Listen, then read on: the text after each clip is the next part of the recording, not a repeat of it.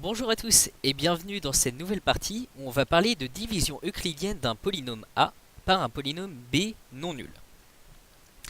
Alors, petite remarque, si vous regardez cette vidéo sur YouTube, je vous invite à vous inscrire sur leornian.net, leornian.net, où vous pourrez voir l'ensemble du cours de première S et en particulier celui sur les fonctions polynomiales. Donc, dans ce paragraphe, les polynômes considérés sont à coefficient réel, ou dans un corps commutatif K si vous faites des maths par la suite.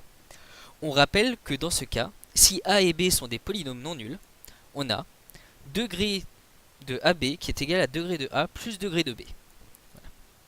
Alors théorème, soit A et B deux polynômes à coefficient réel, avec B différent de 0. Il existe alors un unique couple QR de polynômes à coefficient réel, tel que A est égal à B fois Q plus R, avec degré de R qui est strictement plus petit que degré de B.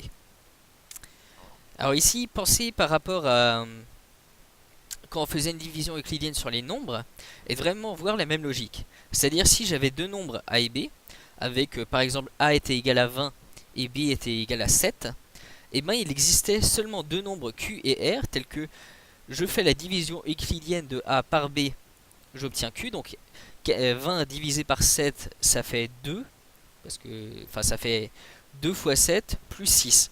Donc ça fait 2 reste 6. Et voilà. Sauf que ici avec les polynômes, à la place on va faire. Et la grosse différence ça va être que on va diviser le polynôme A par le polynôme B. Et on va obtenir un polynôme Q et un polynôme R tel que A est égal à B fois Q plus R. Et la condition sera que degré de R sera plus petit que degré de B. Alors la meilleure manière pour s'en convaincre c'est de voir un cas pratique.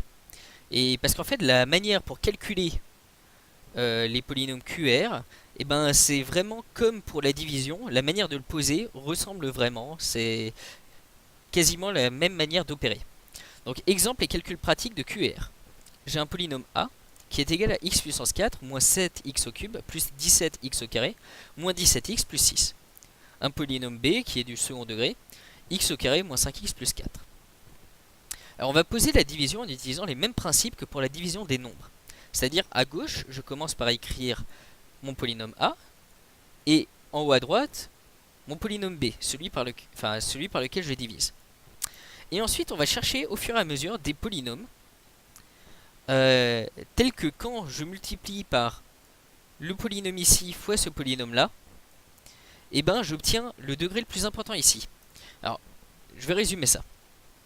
Ici, comment j'opère? Je vois que j'ai du x4 moins 7x plus 17x au carré. Ok, donc ça, moins 17x plus 6. Donc ça, c'était mon polynôme A. Moi, je vais supprimer les degrés quelque part, un par un.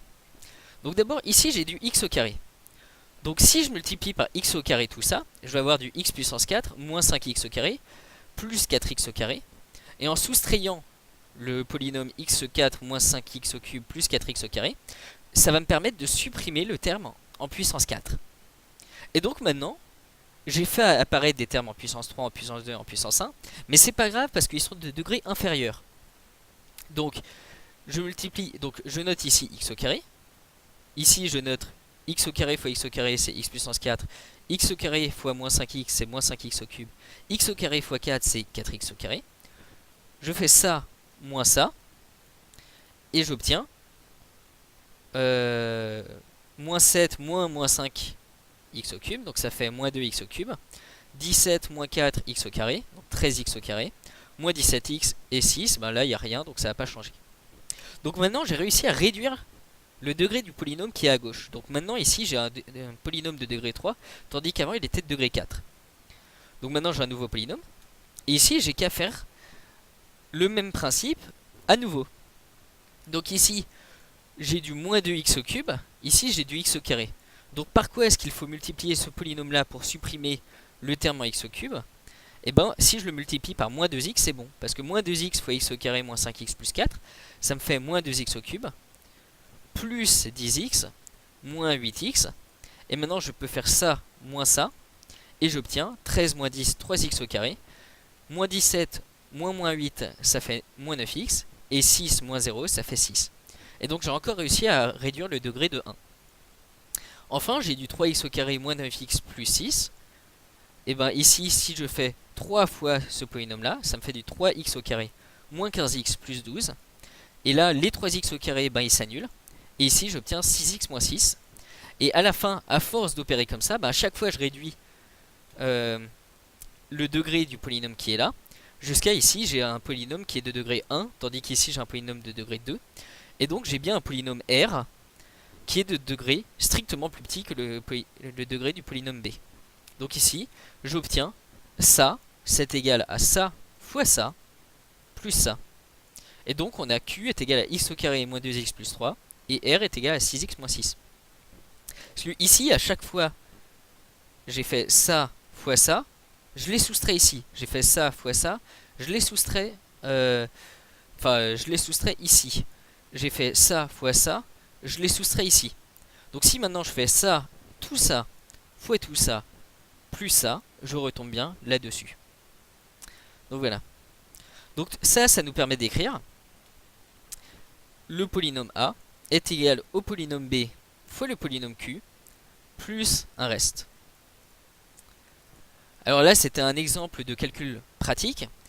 Et maintenant, on va faire une démonstration du théorème, mais une vraie démonstration rigoureuse qui prend quand même une page et demie. Donc voilà. Donc faisons la démonstration, parce que c'est intéressant quand même. Alors d'abord, avant de montrer l'existence, faudra la montrer par la suite, mais on va d'abord montrer l'unicité du couple Q et R. C'est-à-dire, il existe un et un seul couple qui respecte cette propriété-là, que A est égal à B fois Q plus R, avec degré de R plus petit que degré de Q. Que degré de B, désolé. Donc, montrons l'unicité. Supposons qu'il existe des couples Q1 R1 et Q2 R2 de polynômes tels que d'une part on a A est égal à B1 Q1 plus R1 et A est égal à B Q2 plus R2. Et de plus on a degré de R1 strictement plus petit que degré de B et degré de R2 strictement plus petit que degré de B. Alors dans ce cas, posons Q est égal à Q1 moins Q2 et R est égal à R2 moins R1. Donc ça c'est un peu une technique qu'on a assez souvent, où finalement pour montrer l'unicité, bon, on pose la différence entre les deux et on va montrer que finalement la différence entre les deux est égale à 0. Alors ainsi, qu'est-ce qu'on a? On a B fois Q, c'est B fois Q1 moins B fois Q2.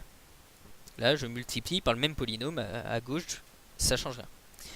Et ça, du coup, c'est égal à R2 moins R1, qui est égal à R.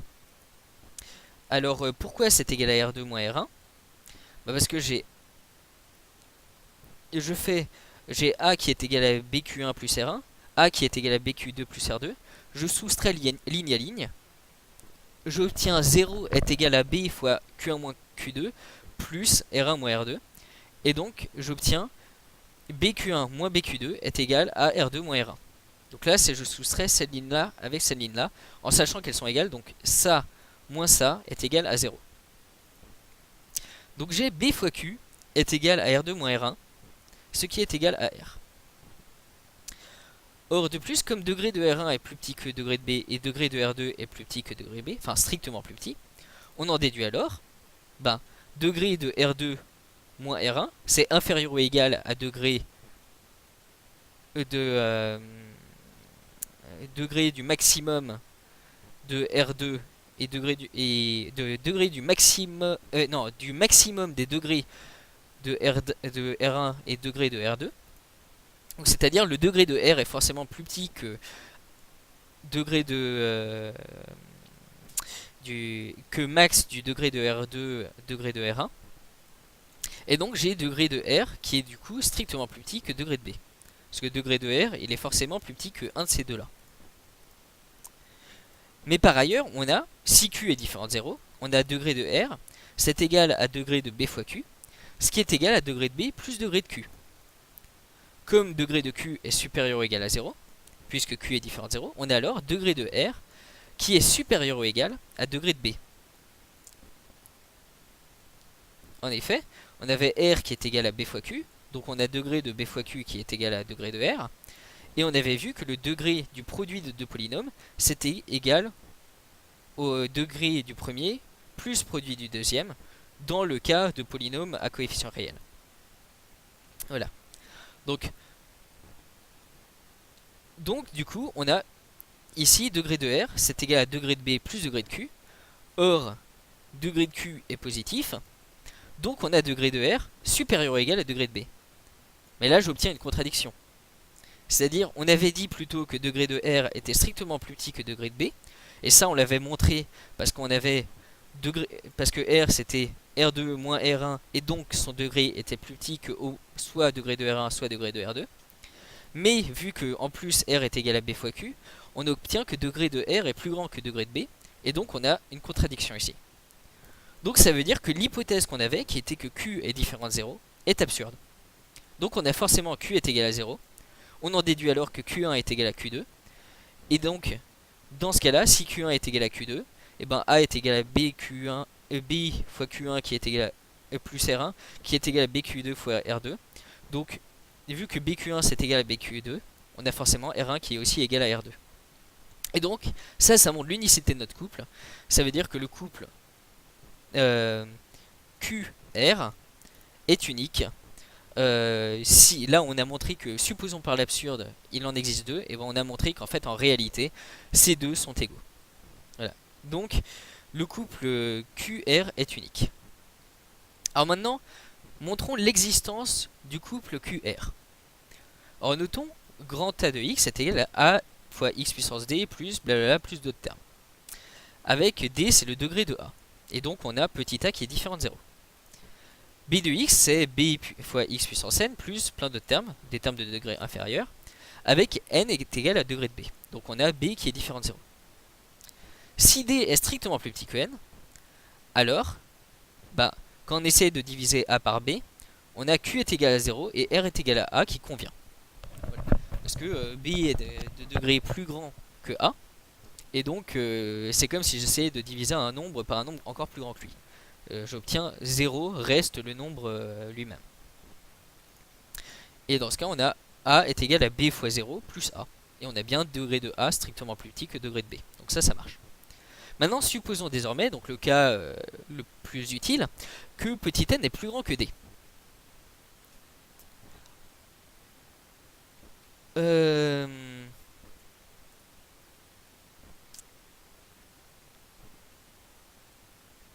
Sauf que ici on a inversé l'ordre des deux. Alors je suis désolé. Ici c'est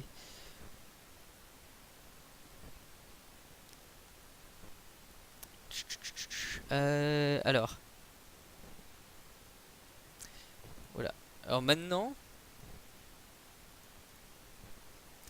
bon alors, a est égal à a fois x puissance d. Bon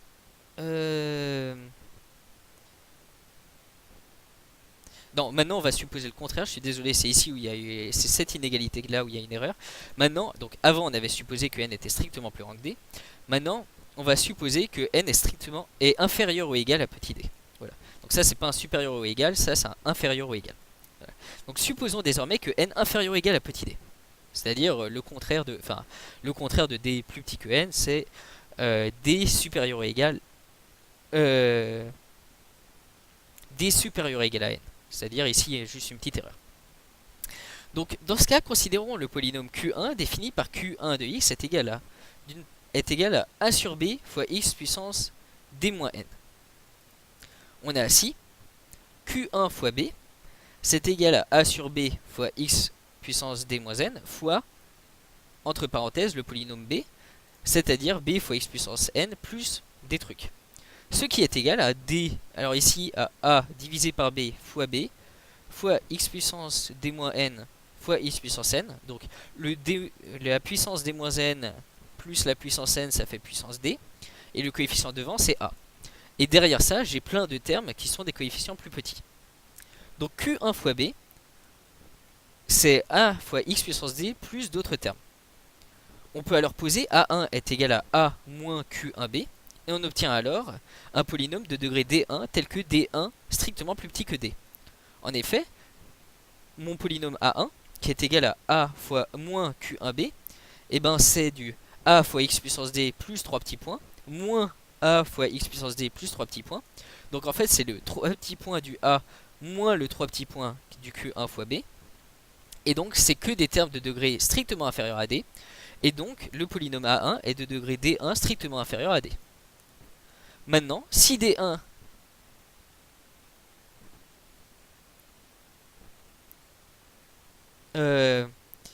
est strictement plus petit que N, alors Q est égal à Q1 et R est égal à A1 conviennent, puisque A est égal à B fois Q1 plus A1, avec degré de A1 strictement plus petit que degré de B. Sinon, on réitère le procédé comme ci-dessous en construisant des polynômes Q2, A2 à partir de A1, B, en posant Q2 de X est égal à A1 sur B, X puissance D1 moins N, et A2 est égal à A1 moins Q2 fois B. Et ainsi, on vérifie, et on continue ainsi de suite. Donc l'idée de cette démonstration, c'est en fait de vraiment faire le processus qu'on a fait au-dessus, et de bien montrer que finalement, à chaque étape, on est bien en train de réduire le degré de notre polynôme. Et donc, au bout d'un moment, on va forcément tomber sur un reste qui va être de degré strictement plus petit que le degré de B. Voilà. Alors, bon, cette démonstration, en toute honnêteté, n'est pas très propre, parce que ici, on a un et ainsi de suite, et ça, c'est pas très rigoureux en maths. Donc, on verra plus tard qu'en fait, une bonne démonstration serait de faire un principe de récurrence, où, en fait, on supposerait que la propriété est vraie à un certain rang n, et alors on montrerait que c'est encore vrai au rang suivant. Voilà. Donc maintenant on va faire un petit exemple en reprenant. A est égal à x puissance 4 moins 7x cube plus 17x carré moins 17x plus 6, et B est égal à x au carré moins 5x plus 4. Et ben dans ce cas, combien d'étapes est-ce qu'on a? On a grand N est égal à 3, on a eu besoin de 3 étapes, donc 3 soustractions pour arriver jusqu'au reste. Et on a Q1 qui est égal à x au carré. Q1 c'était le x au carré qui était là. Donc on a fait ça. C'est ça. D'abord on a soustrait ça fois ça. Donc d'abord on a soustrait B fois Q1. Puis ensuite on a soustrait B fois Q2. Donc Q2 c'était moins 2x. Et Q3 c'était x3 est égal à 3. C'était une constante 3. Et ensuite on a soustrait B fois Q3 pour obtenir notre reste. Donc on a A est égal à B fois Q1 plus Q2 plus Q3, ce qui fait notre Q, plus R. Voilà. Donc ça c'est un peu pour expliquer donc la division euclidienne d'un polynôme. La démonstration n'est pas très propre, mais vraiment il y a cette idée qu'à chaque fois on diminue le degré du polynôme A en soustrayant le bon polynôme, le polynôme qu'il faut. Et ici, petit cas particulier, si R est égal à 0, alors A est égal à B fois Q, plus 0, c'est-à-dire A est égal à B fois Q. Et on dit alors que le polynôme B divise le polynôme A. Et donc ça nous permet de faire une relation d'ordre sur les polynômes et de parler de polynômes qui divisent un autre polynôme. Donc voilà pour la division euclidienne d'un polynôme par un autre. Et bientôt on va parler de racine d'un polynôme et de factorisation d'un polynôme. Donc à bientôt pour la prochaine vidéo. N'hésitez pas à partager cette vidéo si elle vous a plu et à vous inscrire sur learningnet pour voir le reste du cours de première S. A bientôt.